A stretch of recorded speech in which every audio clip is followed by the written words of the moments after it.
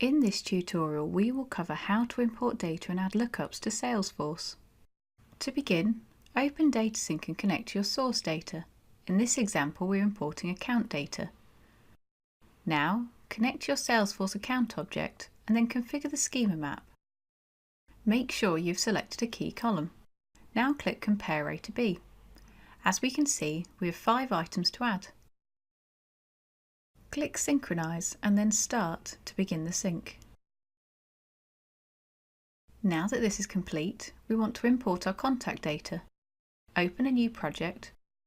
Now connect your source data and connect to the Salesforce contact object. Configure the schema map and remove the account ID column, as we will configure this with the lookup.